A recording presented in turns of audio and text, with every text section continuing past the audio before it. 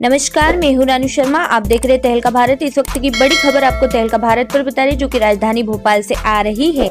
मध्य प्रदेश में 16वीं विधानसभा का विशेष सत्र सोमवार से शुरू हो गया है। 4 दिन चलने वाली इस सत्र में विधायकों को शपथ दिलाई जा रही है। इसी बीच नरेंद्र सिंह तोमर ने विधानसभा अध्यक्ष पद के लिए नामांकन दाखिल किया। वे निर्विरोध चुने जाएंगे। उन्हें विपक्ष का साथ मिला है।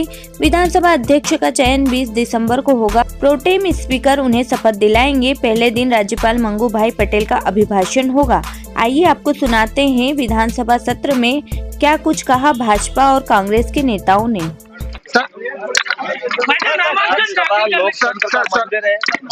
लोकतंत्र में प्रवेश करते हुए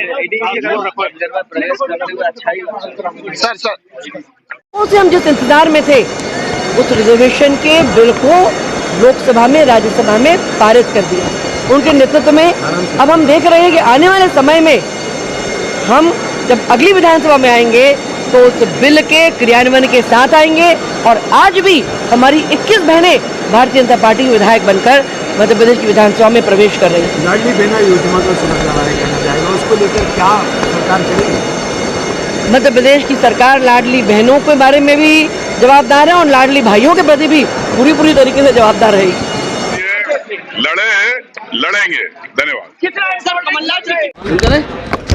सर 4 दिवसीय शीतकालीन सत्र कितना इम्पॉर्टेंट ये कि चूंकि नई विधानसभा सलामी आई है, सारे विधायकों को शपथ लेनी होती है, स्पीकर का चुनाव होता है, तो तमाम सारे और गवर्नर की स्पीच होगी और तृतीय जो अपना इस बजट का मार्च तक के लिए पैसा चाहिए वो बजट आएगा, उसको पास करने की आवश्यकता है, इसलिए महत्वपूर्ण। आप अपनी भूल का आगे कहाँ देख पा रहे हैं, कैसे क्या रहेगी? पार्टी को, हमारे नेतृत्व को मैं धन्यवाद करता हूँ कि मुझ पर भरोसा किया, मुझे टिकट दिया। जनता को धन्यवाद करता हूँ कि उन्होंने फिर से 25,000 ज़्यादा वोटों से जिता करके विधानसभा में भेजा।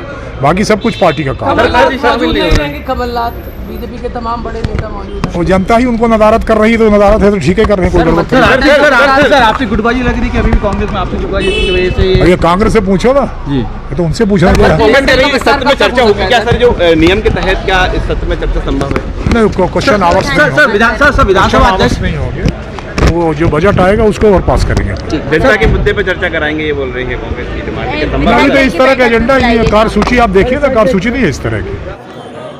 तो तमाम सारी गवर्नर की स्पीच होगी और तृतीय जो अपना इस बजट का मार्च तक के लिए पैसा चाहिए वो बजट आएगा, उसको पास करने की आवश्यकता है, इसलिए महत्वपूर्ण। आप अपनी भूल का आगे कहाँ देख पा रहे हैं, कैसे क्या रहेगी? पार्टी को, हमारे नेतृत्व को मैं धन्यवाद करता हूँ कि मुझ पर भरोसा किया, मुझे टिकट दिया। जनता को धन्यवाद करता हूँ, उन्होंने फिर से 25,000 ज़्यादा वोटों से जिता करके विधानसभा में।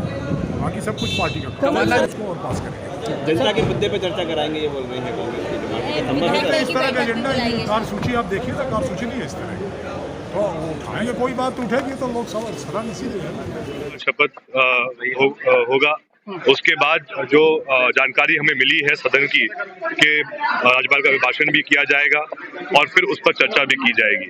तो जरूर कांग्रेस का एक विधायक चर्चा में भाग लेगा और विशेषकर हम चाहते हैं कि जो माननीय मुख्यमंत्री जी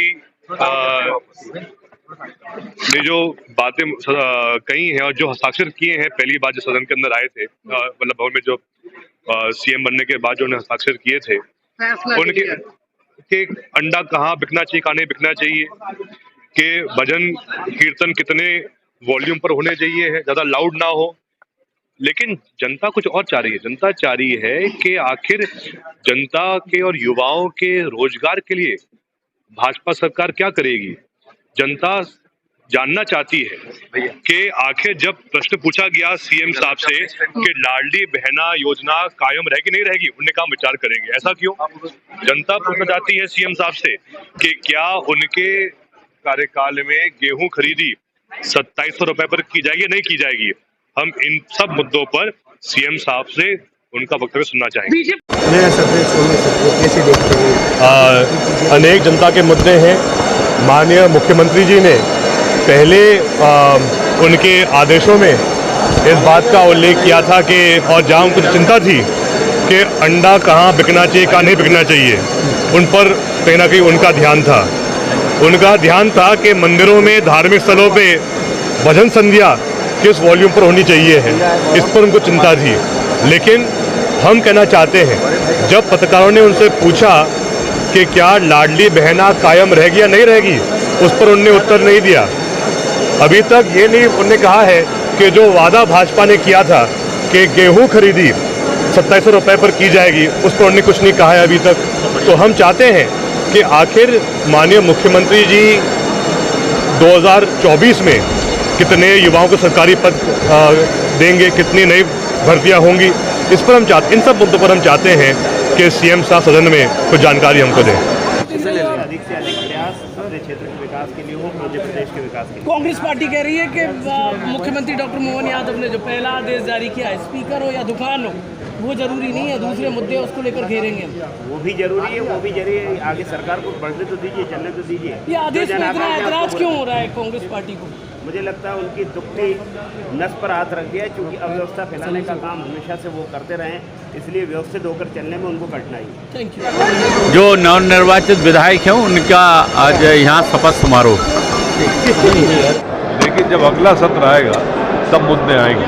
जैसे शुरुआत जो करी सरकार बनने के बाद मंदिर मस्जिद से लाउड स्पीकर, मास्क, क्या लगता है किसी इनकी प्राथमिकताएं कुछ गलत है।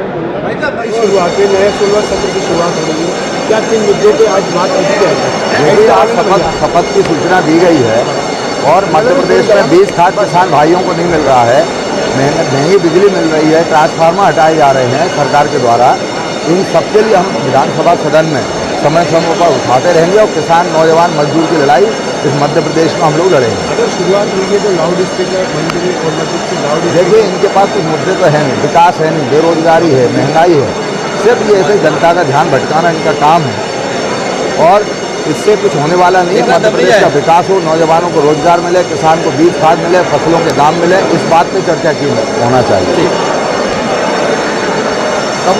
सर, पहली बार का अनुभव है आपका, क्या कहेंगे? देखिए, निश्चित रूप से मैं तो उदयपुरा विधानसभा के समस्त मतदाताओं का नतमस्तक होकर प्रणाम करता हूं कि उन्होंने इस लोकतंत्र के जो प्रदेश का सबसे बड़ा लोकतंत्र का सबसे बड़ा मंदिर है उसमें मुझे उन्होंने प्रतिनिधि के रूप में भेजा है।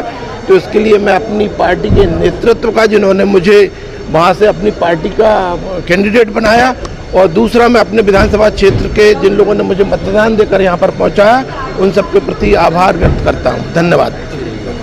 7 करोड़ जनता प्रदेश के, उनके ये जो है विकास का मंदिर है। और विपक्ष, हम सब माननीय राष्ट्रीय नेतृत्व का हम आभार व्यक्त करते हैं, जो जुझारू और संघर्षशील नेता को जो है विधायक दल का हमारा नेता बनाया गया है और जीतू पटवारी माननीय हमारे प्रदेश अध्यक्ष बने हैं। भय भूख भ्रष्टाचार की सरकार, भाजपा की सरकार के कारनामों को हम जनता तक ले जाएंगे और उनके जो वादा उन्होंने किया है उस वादे को वो जनता को पूर्ण करें। इस पर हमारा संघर्ष जारी रहे। जो पार्टी की ने जिम्मेदारी दी है उस जिम्मेदारी का निर्वहन करूंगा और जो जनता की अपेक्षाएं, आकांक्षाएं उनको पूरा करने का प्रयास करूंगा। यह सबसे सशक्त माध्यम और फोरम है लोकतंत्र में। इसके लिए निश्चित रूप से अधिक प्रयास अपने क्षेत्र के विकास के लिए हो, मध्य प्रदेश के विकास के लिए। कांग्रेस पार्टी कह रही है कि मुख्यमंत्री डॉक्टर मोहन यादव ने जो पहला आदेश जारी किया है, स्पीकर हो या दुकान हो, वो जरूरी नहीं है, दूसरे मुद्दे उसको लेकर घेरेंगे। वो भी जरूरी है, वो भी जरूरी है। आगे सरकार को बढ़ने तो दीजिए, चलने तो दीजिए। जो जन आकांक्षा है उसको पूरा क्यों हो रहा है कांग्रेस पार्टी को?